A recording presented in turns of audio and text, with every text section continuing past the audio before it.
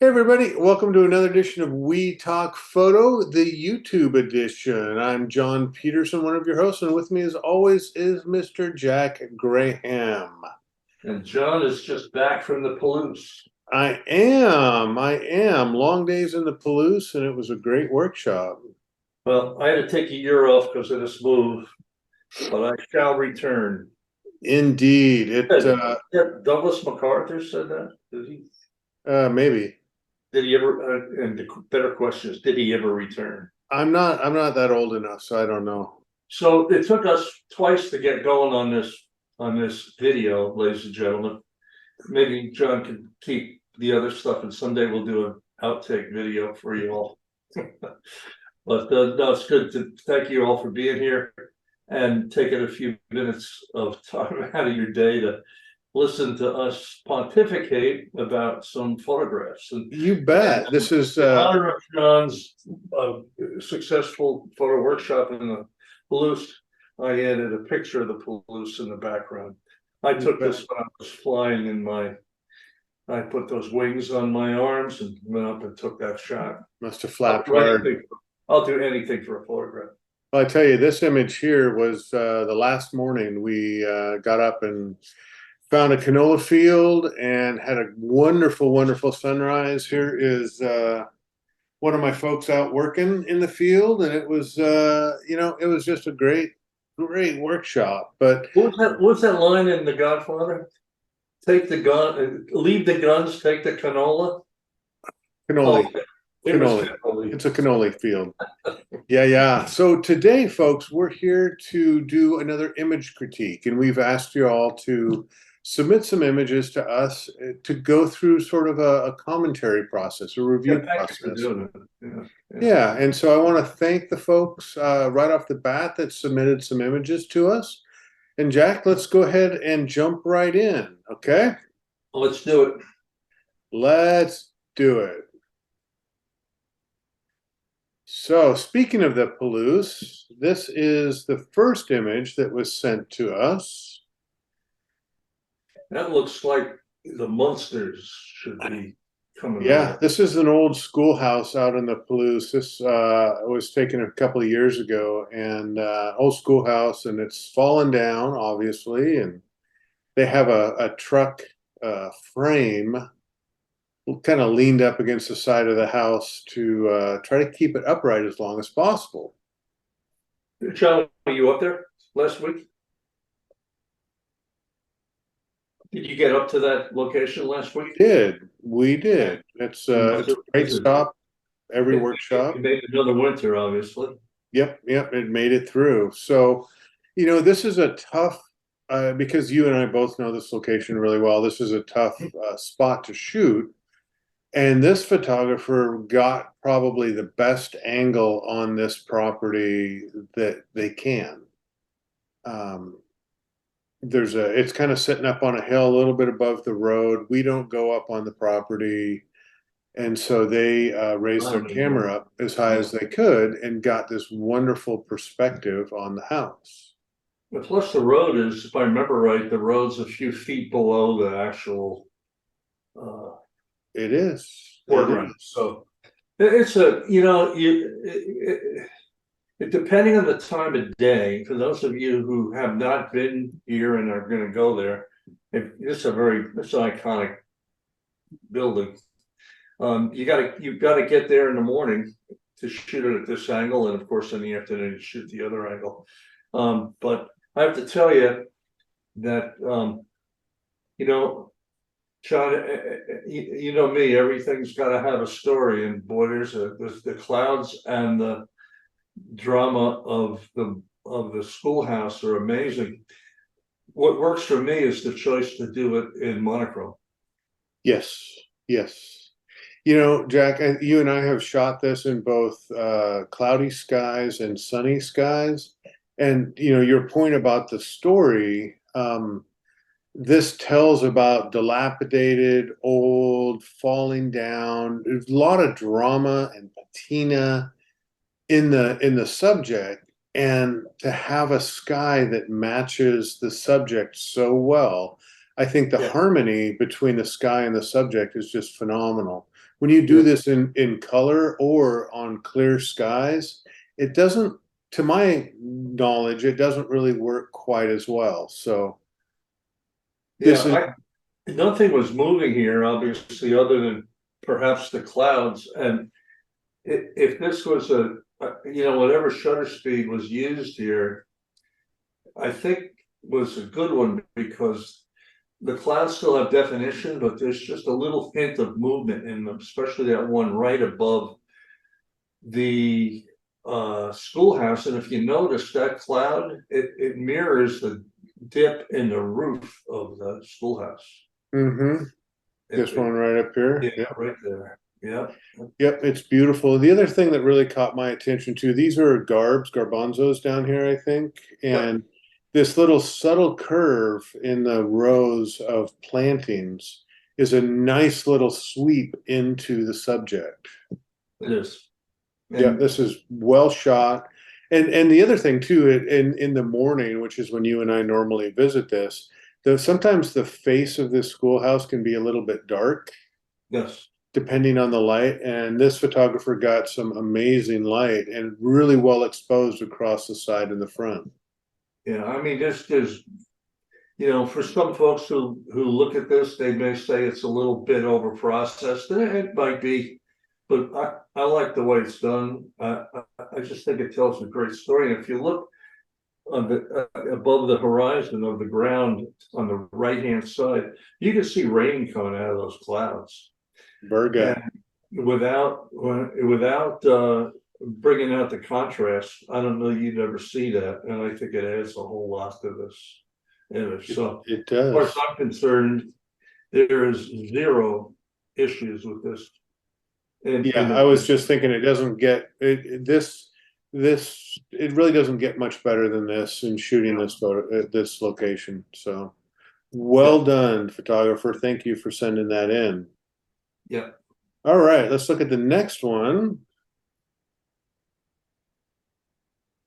I'm not sure I'm guessing this is probably in Death Valley or in the Badlands. It's one of the two. I was going to guess the Badlands, but and again, the clouds, good choice of monochrome. I'm not particularly, when I first looked at this, I saw the bush on the bottom left, but now I see another bush on the bottom right. They're both cut off. So, I think that, they both work. Personally, I'd probably like to see a little bit more of whatever's growing there. It's either in or out. I mean, that's kind of what you and I teach. It either needs to be in or out. I think they add something to the image, but we weren't there, John. For all I know, 2 inches below them, it might be ugly. So I don't know. It might.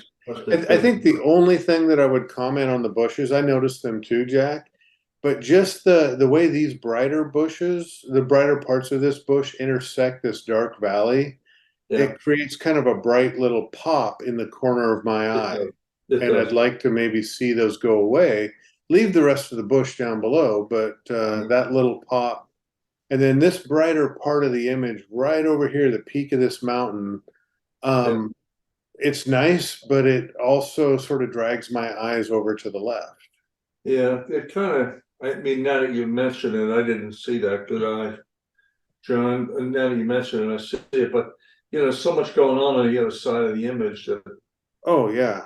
I mean, this is a beautiful image, folks. These are really small quibbles about our reaction to the photograph. It's, again, it's whether the photographer likes it or not. And that's the only person that counts. But, as I see this on my monitor, Jack, it looks a little bit like a sepia tone, not a straight up black and white conversion. A little bit, yeah. And it's beautiful. What's really good is if you take that little bit of a bright peak that you were pointing out and just draw a line from there to the lower, just follow that down to the lower right hand corner. It's a great angle there. It's very graphic. Kind of split the rocks into 2 triangles. Yeah. The left hand bottom and the right hand top. This is a good enough photograph, me, in cropping, but I would just look at this. And I don't know, John, if you could do it, if you go into develop there in Lightroom and just bring the bottom up and right to where those bushes stop.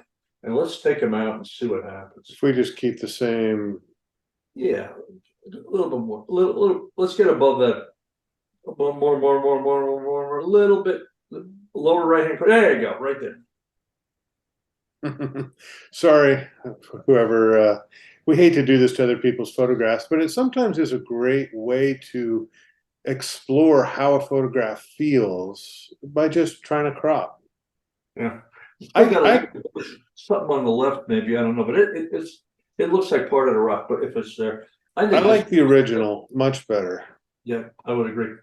I would agree. Yep, I think that's beautiful. I think this is a fantastic shot. And the horizontal, the striations in the rock really creates a repetitive pattern Yeah, amidst all of this chaos that's here. So that is really is a great anchoring feature visually in the and you photo. need that foreground, that's why you can't crop it up, you need that. Yep, yep, you really do. You need the weight. These darker tones add some visual weight at the bottom of the photograph, and If it you're makes really it good with feel content better. aware, if you're really a good content aware person, you might be able to at least lose where those, John pointed it out, where those little scraggly tops on the right hand side, you know, right there. I mean, just lose those and you'll be fine. Left hand side, I think is fine. Yep, yep, I would agree. And you might be able to even darken that little peak up there a little bit. Well shot. This is a beautiful photograph. Would look good hanging on anybody's wall. Love it. You see those lines in the rocks kind of in the background that go horizontal, Yeah. darker? Those are, I'm no geologist, but I think they represent like a long time, like a million, maybe a million years of each line is Oh yeah. This is been added. It's huge amazing. geologic history in this photograph. So this And if is you look well way in the done. back, those horizontal lines just continue. It's a great shot. You know, the last piece that I want to call out is the lines in the sky that it took me a second to see them consciously. I saw them subconsciously, but you look at the kind of the dark lines or these diagonals that are Yep, going across the sky, and that's just beautiful. Icing on the cake. great, great Yep, photograph. great shot. Great My shot. Thank compliments. you. Yeah. All right, moving on. We're going to go to a little bit colder climate and look at this. Brr. Yeah, this is my guess is it's the Canadian Rockies up around Banff. Yeah, somewhere up there. Yeah. John, you gotta do one thing for me. Again, in that same vein as half a bush, we've got half a tree here on the right hand side. Yep, that we do. So folks, if you can see that just these branches of the tree coming through. So if I just Yeah, it also puts that house in a better place, I think, too. in a better A position. little of the curve in the water, but I think you have to do that. Yep. You know, I kind of love this curve of the water, which is great, and the blue in the sky. This is, of course, is nighttime, which is wonderful. Love that. Compositionally, you know, the house is right underneath this buttress of the mountain, which works really well for me. John, how do we know this is nighttime? I'm guessing. I'm How do guessing we know, Jack? I'm guessing it's heavily polarized. And I'm only saying that is because the left-hand corner, upper left is darker than the upper right. And Those are that's, clouds. So there's clouds up in the yeah, upper left. okay. But part of the reason I know it's night is because the light is on in the house. Aha, you're right. Yes. And some of this is ambient light coming from wherever the person was, is my guess. Yeah, I'm guessing they're at a resort, maybe Lake Louise or yeah. somewhere else in Banff. Compositionally, I think the photograph is great. Technically, you know, this is a little bright. The foreground snow is a little bit overexposed, and the background mountain is a little bit soft. So technically, it could improve just a little bit, but compositionally, I think it works extremely well. It tells a great story. Well, I think what happens here, John, is that I'm guessing this was taken with a long lens, maybe a 300 or 400. That's my guess, only because you're right, the background is soft, and that's what happens. Even if you do everything right, you know, and you try to get your depth of field correct, and you focus up a third from the bottom and do all those good things, the longer, physically longer the lens, the tougher it's going to be to get sharp foreground and sharp background. You just can't do it. That's why large format guys have tilt shifts and bellows and all that stuff. But yeah, there's nothing you probably did wrong in the background. It's a little soft. What really bothers me, and it bothers me a lot now that I look at it, is the trees on the left-hand side are very soft. It's very, very, very, very soft. You know what's interesting to me, Jack? In this clump of trees, the tree on the right is relative. I think it's acceptably sharp, but just 10 feet to the left, this tree is very soft. Yeah, well, it could have been wind. I mean, it could have been a lot of things, but Yep. whatever it is, they're soft enough that it would be a factor. And then the other factor for me, I love the house, I love the water, I love the curve coming up to the house. So, you know, graphically, it's really strong.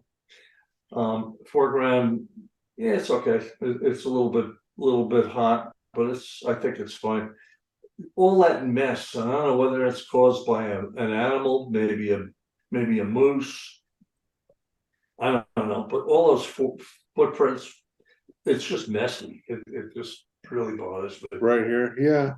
I don't think you can do much about it other than try to minimize them with reduce the contrast a little bit. I don't think Content Aware is going to get rid of them. Yeah, I just think I know what the photographer's trying to do, and they're trying to obey all the rules with the leading line and the foreground and the nice image that's off center. So, you know, graphically, it's really, really well done. There's just enough in this to me that if it were me, I'd probably have walked away from it. Yeah, Just the footprints, you know. it's a pretty scene, and it's a nice shot to show that you were there and you were out at night. I keep thinking of that barn, not the main barn in the Tetons that everybody shoots, but the one down the road. How many times, John, have we been there in really great light, but we walked away from it because the tourists have just screwed up the foreground? And I'll tell you, in all the years I've been there, I think I've only been there once or twice where it had snowed the night before and we went out there really early where there were no footprints. So Right. it's for me, it's just big. Yeah, you bet. So thank you to the person who sent this in very much. So let's go look at something a little bit different, Jack. Man, Nice one. I don't want to be in that boat. No. I like the idea. Yeah, I think, you know, John, I'll let you take this one first. Well, you know, so I like the idea. I like where the boat's positioned in the frame. I think it's kind of nice. Because so if the water was completely smooth and glassy, I think the positioning of the boat is wonderful. But since this is my opinion only, but since we have all this texture in the water, I would have liked to have seen more of the photograph focus on the boat and less on the water. Because the water to me doesn't add a ton. You know, these are great minimalistic, negative space kinds of photographs. But because we have so much texture and visual information in the water, I'm not getting that negative space feel that these things traditionally do. And so if it was me, I would have maybe gone a little bit tighter to the boat because the boat's interesting, and removed some of the water. So that's sort of my reaction to this, Jack. My guess is that whoever photographed this did the right thing in keeping the boat sharp, because the boat's probably rocking and moving and everything. But in order to do that, you have to have a fast shutter speed. And a fast shutter speed gives you all that motion in the water as texture, like John said. It's also very bright. The water's like really, it's really, really bright. I'll tell you what I'm looking at is I'm looking at that rope that's hanging off that boat where it mirrors itself in the water. And man, if you had a long lens, man, you could do some really great kind of abstract stuff with the the front of that boat and that rope. But John's 100% correct. There's just too much going on in here.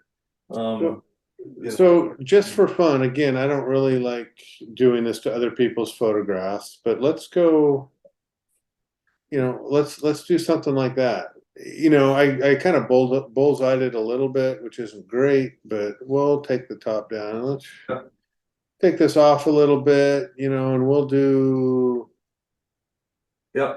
I'm going to invert this. Let's drop this down a little bit, and I want to fuzz up the water, so I'm going to maybe do some reverse clarity.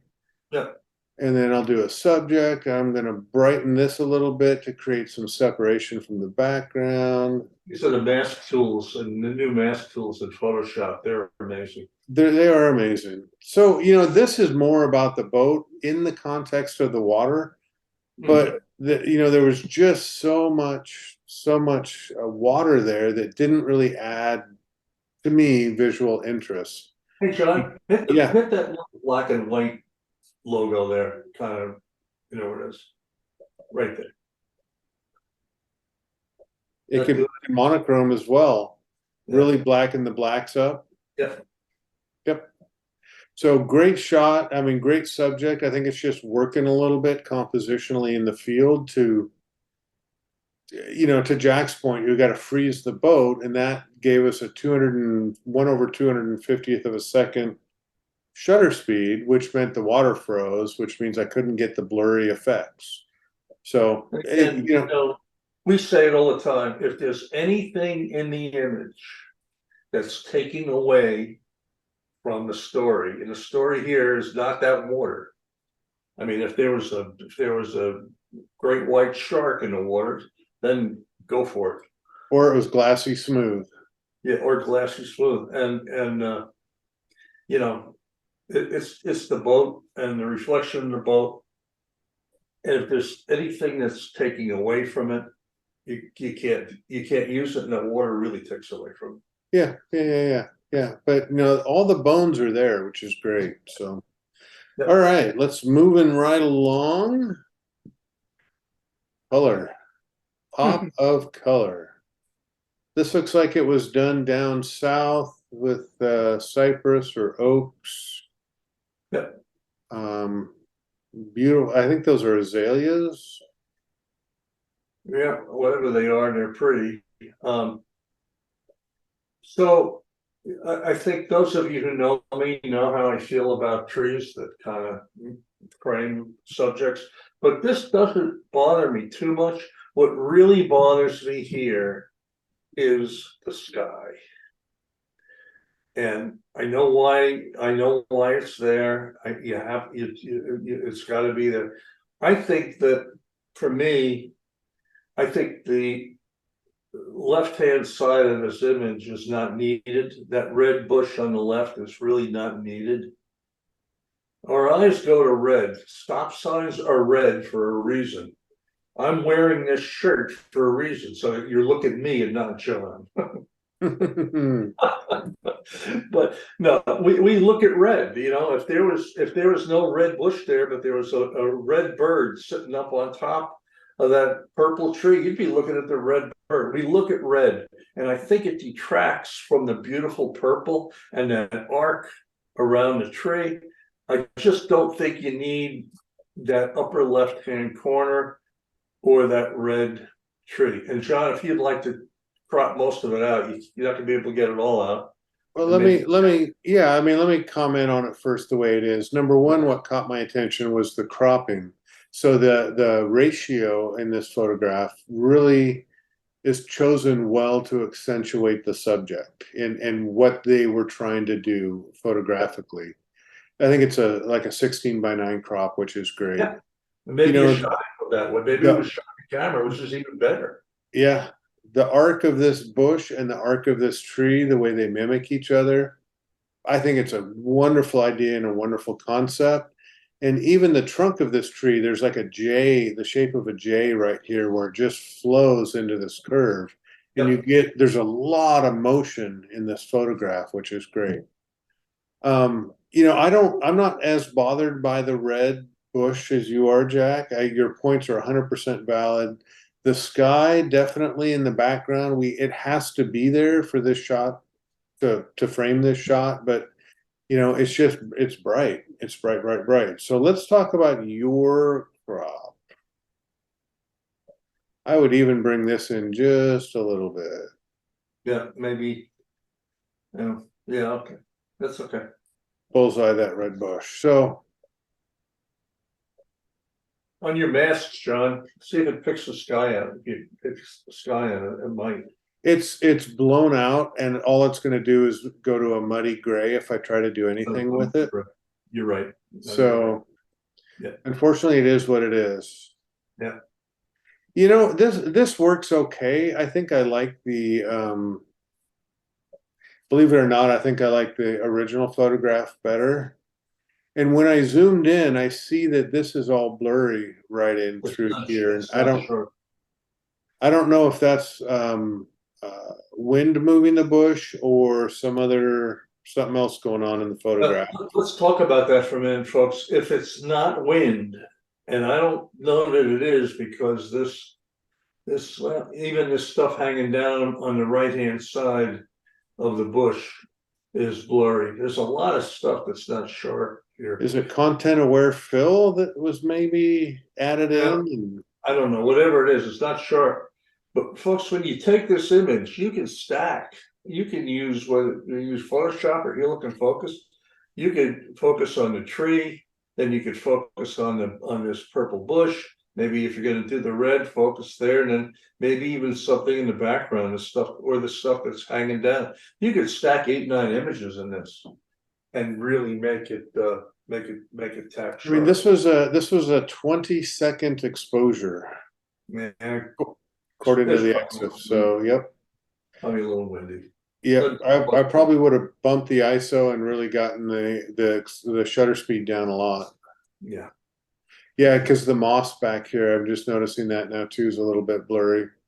It is. But that's what happens with the 20-second exposure. Even just a little breath of wind will cause enough movement that you'll get blurry. Does it say what focal length this was taken with? Yeah, it does. It's 55 millimeter. Huh. Yeah, with 55 millimeter, you ought to be able to get fairly good depth of field. Yep. Shot at f/22. Well, knowing what lens I think this was, I probably wouldn't shoot it at f/22. Anytime you're at the extremes of your lens aperture, it can introduce some artifacts. Not that that's causing this, but this is really an f/16 shot, maybe f/18, just to try to get that shutter speed down so you stop the motion blur. Yeah, I'd have popped, and again, if you have a newer camera that's close, the noise is good, pop your ISO up and get your shutter speed up to, a 50th of a second or so, 60th of a second, and then focus on the tree on one shot and focus on the purple bush for another shot, and you bet it'll be okay. It's all about shutter speed here. There's no blurry that's bothering me, in addition to the composition. But I like the concept. I mean, it's a great scenic shot to show friends and family. Yeah. All right. White sky. Yep. Well, let's go back to the desert and look at some white sky. How about that? So in this shot, folks, this shot is blurry and pixelated, and I don't know if it was the image transfer when they sent it to me, or I don't think the original photograph is this way. So for this one, let's just talk about the composition, if we can, Jack. I think in one of the other videos I said that I've been places that I've been so many times, I kind of Try to not let my influence of the composition influence the image that we're looking at. I like the way things are shot in certain places, but I don't want to be like that if somebody has another vision. No disrespect to the photographer, but this is a postcard, quintessential postcard photograph. Yeah. You know, I mean, it's nice. It's a pretty picture. I think we all have to shoot postcards every now and again. I'll totally admit that. Especially for folks that don't come to these particular locations. I mean, get your postcard, but then work on creative artistry, is my opinion. I think, you know, as the photographer, before you sent this in, I think you got a lot of dust spots. Got, you know, in the desert you get dust spots everywhere, so I would have cleaned those up. You know, compositionally I like it. I mean, there's sunlight on all three of the on two of the mittens and the other butte. Really nice dark foreground that goes up to a lighter sky. I think it's a fine photograph. But yeah, to your point, it's a postcard. Yeah, I hope that it's not as out of focus on No, your, I don't think so. I but don't think so. I think this is okay. You know, and you know, the crop really supports the photograph really well. I think it's probably a single image pano. It could be multiple images. And everything's sort of bullseye, you know, vertically in the image and horizontally in the image. it's a technically a very balanced image. And, Yeah, yeah. I think that works well. you know, I mean, like I say, you can go buy this shot in the gift shop up on the pot on top. Support your local Navajos. Yeah. Yeah. All right, Jack, here is the last image for today. Washington, D.C. No, I think that's the Vietnam Memorial. If you're all musicians, I could tell you a story about a joke about Washington D.C., but I won't. No. No, Del Capo. I love the concept of this. I like the idea of this very much because, you know, there's the Washington Monument, but then the bulk of the image, landscape wise, is in this reflection, not on the right. Conceptually, I think this is a fantastic shot. I like it. John, could you, this is a thing we were talking about, how just a little thing can really make a difference. Could you, yeah, exactly. Can you just bring the right-hand side in? It's funny. I know what Jack's going to say.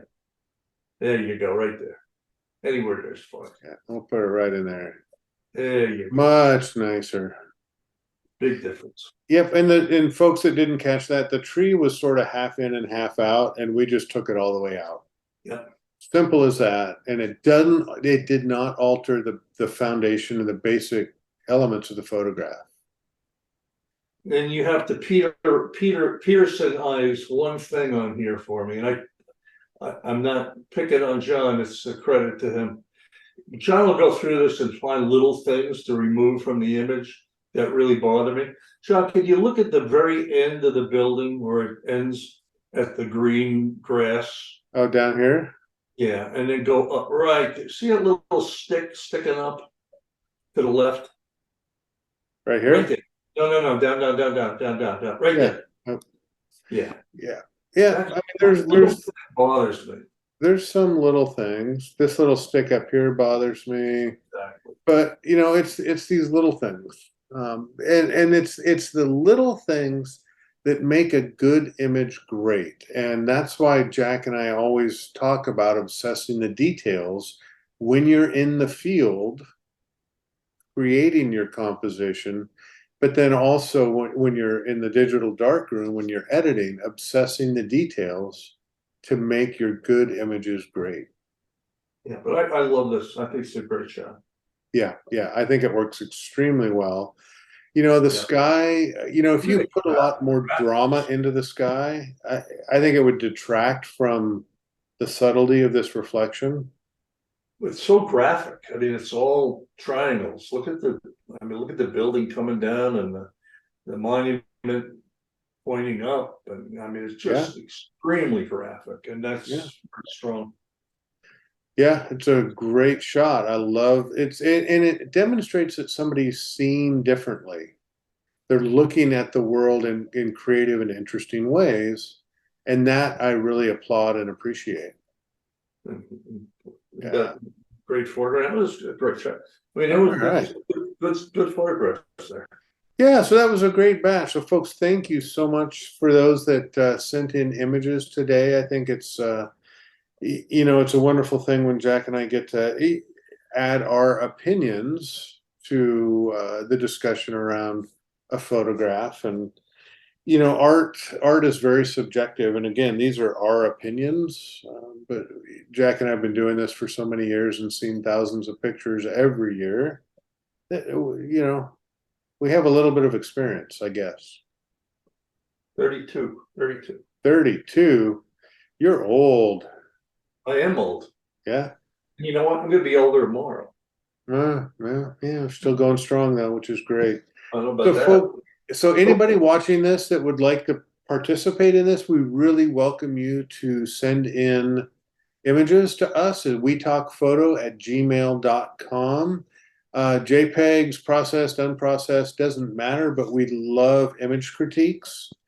And you know, it's one of the best ways to learn, Jack. You know, Yes. you do this in every workshop, and so do I. And it's sometimes the most valuable time during a photo workshop is these image critiques. But just remember the little things and no half a trees. No half trees. No. Yeah. All right, folks. Well, Jack, thank you for your Yeah. time today. And folks, Great. thank you for watching. Please send some images in to wetalkphoto@gmail.com. Yep. And we'll do another one of these as we get some more stuff. Yep. Sounds great. All right, folks. Have a Great. great day and stay tuned. Bye, everybody.